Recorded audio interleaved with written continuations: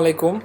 আশা করি শুনতে পাচ্ছেন। ডিলারশিপ ব্যবসা ম্যানেজমেন্ট সফটওয়্যার জিগডিলের আজকে একটা সমস্যার সমাধান কিভাবে করবেন তা নিয়ে কথা বলবো এবং দেখাবো যে যারা নতুন ডিলারশিপ ব্যবসায়ী যারা আমাদের সফটওয়্যার নতুন নতুন ব্যবহার করা শুরু করছে, তো তারা এই সমস্যাটা ফেস করতে পারে। যদিও এটা সমস্যা না, এটা হচ্ছে একটু টেকনিক্যাল ভুল বা আপনার একটু বুঝতে অসুবিধা হয় দেখে। তো আপনারা যখন কোনো সামারি থেকে খাতা তৈরি করেন, অর্থাৎ কোনো সেলসের হিসাব করেন, অর্থাৎ যদি আমি আরও সংক্ষেপে বলি যে ডিএসআরদের রিটার্নের হিসাব বা ফেরত পণ্যের হিসাব যখন করেন, তখন দেখা যায় যে এই যে সংরক্ষণ করুন বাটনটা ক্লিক করা যায় না। মানে আপনি প্রয়োজনীয় সকল কাজ করলেন, আপনি প্রয়োজনীয় পণ্যগুলোতে ফেরত দিলেন, ফেরত বসানোর পরে যার না যদি ড্যামেজ মার্কেট থেকে ড্যামেজ এসে থাকে, তো সেক্ষেত্রে ড্যামেজটাও আপনি এখানে তোলার পরে আপনি এখান থেকে কর্মচারীদের নামে, যার নামে যত টাকা বাকি বা কমিশন সেটা তুলেন। সেটা তোলার পরে সেটা, আচ্ছা, ডিএসআর এর নামে যেহেতু কমিশন হয় না, আচ্ছা আমি এখান থেকে প্রয়োজনীয় বাকি কমিশন তোলার পরে আপনি কি করেন, আপনি এখানে জমাটা দিয়ে দেন। এখানে আপনার ধরে নিলাম যে আপনার বিক্রি হয়েছে 1,21,942 টাকা। এই টাকাটা আপনি এখন ডিএসআর এর কাছ থেকে ক্যাশ টাকা বুঝিয়ে নেবেন। তো এই টাকাটা আপনি এখন এখানে জমা হিসেবে বসিয়ে দেবেন। তো আমি তাড়াতাড়ি বসাই দেওয়ার জন্য এখানে দিলাম। তো অর্থাৎ আমাদের এখন ডিএসআর এর কাছে আর কোনো পাওনা নাই, ডিএসআর এর কাছে আমরা এই টাকাটা বুঝে পাইলাম।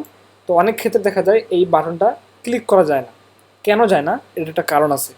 তো অনেকে কি করে, আমরা দেখি যে তারা এই যে খরচের হিসাব আছে না, খরচের হিসাব পরিচালনা করুন, এখানে এটা ক্লিক করে এইভাবে রেখে দেয়, রেখে দিয়ে নিচের দিকে আসে, দেখে যে এই বাটনটা ক্লিক করা যাচ্ছে না। তারা কিন্তু খেয়াল করে না যে এখানে এটা চালু আছে। তারা সব কিছু ঠিকভাবে দেখে যে তারিখ ঠিক মতো আছে, বার ঠিক মতো আছে, সব ঠিকঠাকভাবে ফেরত টেরত দেওয়ার পরেও, ড্যামেজ প্রোডাক্ট বসানোর পরেও, এবং এখানে সব কিছু বসানোর পরে, এখানেও প্রয়োজনীয় জমা পরিমাণ বসানোর পরে দেখে যে এটা ক্লিক করা যাচ্ছে না, এটা ক্লিক করা যাচ্ছে না। তখন আমাদেরকে ফোন দিয়ে বলে যে ভাই আপনাদের সফটওয়্যার তো এই সমস্যা কাজ করতেছে না, এবং এটার আমরা ইনস্ট্যান্ট সলিউশন দিয়ে থাকি। তো এক্ষেত্রে আমাদের এই ভিডিওটা বানানোর উদ্দেশ্য হলো যারা নতুন ব্যবহার করবেন তারা আসলে এই ভিডিওটা অগ্রিম দেখে রাখলে আপনাদের জন্য সুবিধা হবে এবং এই সমস্যাটা হবে না। সংক্ষেপে যদি আমি বলি, সহজভাবে যদি আমি বলি, যে এই যেহেতু আমরা সেলসের হিসাব করতেছি, অর্থাৎ ডিএসআর এর কাছ থেকে আমরা রিটার্ন প্রোডাক্ট হিসাব করে নিচ্ছি এবং বাকি বকেয়া কমিশন থাকলে সেগুলো তুলতেছি, ড্যামেজ থাকলে সে ড্যামেজ তুলতেছি, খরচ থাকলে খরচ তুলতেছি, এরপরে অবশিষ্ট যে পরিমাণটা আমরা এই ডিএসআর এর কাছে পাবো তা আমরা জমা হিসেবে এখানে বসাচ্ছি। আচ্ছা, এখন একটা জিনিস খেয়াল করি যে এখানে আমাদের কোনো একটা কাজ আসলে আমাদের অসম্পূর্ণ থাকার কারণে কিন্তু আমাদের এটা ক্লিক করা যাবে না। এটা শুধুমাত্র তখনই ক্লিকযোগ্য হবে যখন দেখবেন আমাদের সিস্টেম বুঝতে পারবে যে আপনার সকল কাজ শেষ, এমন কোনো কাজ এখানে নাই যেটা আসলে বাকি আছে। তো দেখি, আমরা এসআরের নাম বসাইছি, ধরন বসাইছি, পরিমাণ বসাইছি, ডিএসআরের নাম, দুঃখিত, এসআরের নাম বসাইছি, ধরন কমিশন বসাইছি, পরিমাণ বসাইছি। এখানে আমরা বাজার, খরচের হিসাব, খরচের হিসাবে কি আমরা কর্মীর নাম বসাইছি, খরচের ধরন লিখছি বা পরিমাণ লিখি নাই। যদি আপনার ওই দিন খরচ হয়ে থাকে বা না হয়ে থাকলে আপনি এটা চালু করে রাখবেন না, এটা আপনি এখানে ক্লিক করে বন্ধ করে দেবেন। তার মানে আপনার সকল কাজ পরিপূর্ণভাবে করা আছে, কোনো কাজ এখনও বাকি নেই। যদি এটা শুধু ওইভাবে চালু থাকে, তার মানে এটা শুধু শুধু চালু করার দরকার নেই। তো যদি আপনি ওই দিন মার্কেটে খরচ হয়ে থাকে, ডিএসআর যদি আপনার খরচ করে থাকে, তাহলে এখানে আপনি ডিএসআর এর নাম তুলবেন, খরচের কারণটা লিখবেন, কারণ লিখে কত টাকা খরচ করছে তার পরিমাণটা লিখবেন। তাহলে কি হবে, আচ্ছা, এটা আমাদের আগে দেওয়া যাবে না। আচ্ছা, তাহলে কি হবে, আমি এখন যদি জমা দিই, এই টাকাটা যদি এখন আমি জমা হিসেবে গ্রহণ করি ডিএসআর এর কাছ থেকে, এখানে ক্লিক করলাম, এখন এটা আমাদের চালু থাকলো। আচ্ছা, এখন আপনি কি করছেন, আপনি এখানে 200 টাকা ঠিকই দিচ্ছেন, কিন্তু এখানে আপনি খরচের ক্ষেত্র এটা লিখেন নাই। মানে ডিএসআর এর নাম সিলেক্ট করছেন, পরিমাণ দিয়েছেন কয় টাকা, কিন্তু কোন খাতে কী কারণে খরচ করছে ডিএসআর টাকাটা আপনার, তার আপনি কারণ লিখেন নাই। তাহলে তো এটা চালু হবে না। মানে এমন কোনো কাজ এখন, আচ্ছা ঠিক আছে, আমি এখানে একটা কারণ লিখলাম, হ্যাঁ 200 টাকা পরিমাণ সব এখানে ঠিক আছে।